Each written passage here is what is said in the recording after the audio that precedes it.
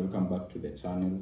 If you ever dreamed of owning property or earning passive income through real estate, this video is for you. Today we are diving into how to start investing in the real estate market right here in Kenya, even if you're a total beginner. We'll talk about the current state of the real estate market, different ways you can invest, common mistakes to avoid, and smart tips to help you start strong. So make sure you hit that subscribe button and let's get straight into it. So first we need to understand Kenya's real estate market, and before you invest, you need to understand what is happening in Kenya's real estate market, because over the past decade, Kenya's property sector has grown steadily, driven by different factors, and these factors include urbanization, which has been growing rapidly. We have also seen a growing middle class, hence they have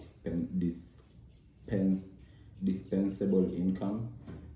And infrastructural projects, we have seen major infrastructural projects through different parts of the country, such as highways. We have also seen bypasses through different regions and new towns such as the Konza city, which is a new city that is being constructed from the ground up. And this will be a game changer to that region and even the real estate market in Kenya in general. However, the market isn't uniform. Property in places like Nairobi, for example, are high compared to towns like Eldoret, Nakuru, and Kisumu. So these are key things that you need to actually know before you even start thinking of taking any major step towards your investing or your investment game. And just to start, so as an investor, your first track is to compare prices, rent yields, and demand for buying before you can even start thinking of getting into that market. Now, there are several ways to invest in the real estate market, and to get started on how you can be able to enter this market and this game in a way that will be friendly to you, in a way that will be able to really help you not get scammed or get into a situation where you don't feel like you're earning or on the advantage side. And let's break them down. These will be according to your budget, which budget are you going for, and your goals. So these will be very catered for your needs and your strategy as far as investing in the real estate market is concerned. The first thing we're going to discuss is buying land. So this is the most conventional way that you can enter into the real estate market. This has been done over time and is mostly the common way people think when we talk about investing in the real estate market, especially here in Kenya. So simplest and most common entry point is buying land, and that is how you can be able to really just have a start, if I may say.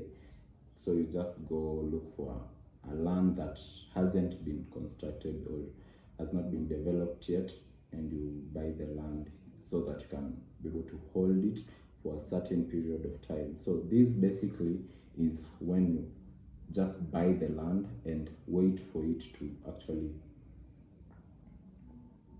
grow in terms of value. So we all know that lands don't depreciate, but they appreciate in value. So you might buy the land for a couple of years, hold it for let's say 5 years, and when you think that the price has appreciated, you sell and you're able to earn your income, or rather your profit from that sale. So this is the most simplest way and common entry for most people. And you can also buy the land for development. These may either be for rental property, it can be for, you know, developing an Airbnb apartment for commercial units, or even your home. So this is also another thing that you can be able to do when you buy the land, and this is also very beginner friendly, so you don't have to do a lot of work and be burned out from all the things that is involved with the more complicated ways of the real estate market. And just to give you guys a tip, always verify the title deed and do a thorough research at the Ministry of Land, so that you don't get conned or scammed with, because there are so many people out there who are who have scams, and there's so many real estate out there that are associated with scamming, and you know, it's easier to get duped in the streets. So you need to be in the know-how, you need to be strategic, and also you need to have that knowledge to be able to get a good deal, because without that you'll end up crying and you won't like it. Another thing that we're going to talk about is rental properties. Rental properties, and this is build or buy apartments, it can be bed sitters or even houses to rent. So this is whereby you're able to look for a certain rental property that has already been developed, and you go and purchase that rental property or apartment. And this is actually very beneficial to the investor, since one, yes, you need a lot of capital in the time you're trying to enter, and this is mostly not for beginner investors, because you'll need a huge amount of capital to be able to enter into that section, and just to be able to pay the amount needed for the property. But it's also a good way to invest in the real estate market here in Kenya. And you can also buy bed sitters or houses that are just one standing house and invest on it directly. Another way is off-plan projects. Invest in properties still under construction. This is common. I've seen this in a couple of places, especially in areas nearby where I live, and this is also risky in terms of you need to be able to know the developer and trust the developer. Though cheaper, it is very risky. Choose developers with a strong reputation that you can be able to trust in the long run. Another way to be able to invest in Kenya's real estate market is through short-term rentals / Airbnbs. You know, recently tourism has really made short-term rentals popular in places like Nairobi, Diani, and Naivasha, mostly the tourism towns here in Kenya. And this is very, interesting, because you can be able to just rent a place or an apartment for a very short time, where you know that there'll be visitors, or there'll be high traffic of tourists coming to the area. Hence, when they come, they can be able to come to your Airbnb, or you can rent them the apartment that you just actually rented yourself. So you don't have to own the property. That is why it is referred to as short-term rentals / Airbnb.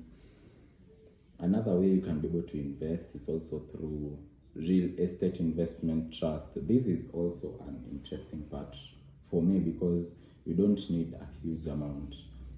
If you don't have the millions to pay for the property, you can invest through REITs and through the Nairobi Exchange Nairobi Security Exchange rather. So these, you just need to have a certain amount of capital and you can be able to get into these REITs or real estate investment trusts. It's like buying shares in a large real estate project. So if, for example, there's a real big real estate project that is actually coming up, you invest to that real estate project through the REITs. Low entry cost and no management stress. So there is no stress of managing the property, the bureaucracy that comes with managing a property or having a rental unit. So for you, it's like buying stocks. That's how easy it is, and it's very beneficial in the long run. And most of these things are actually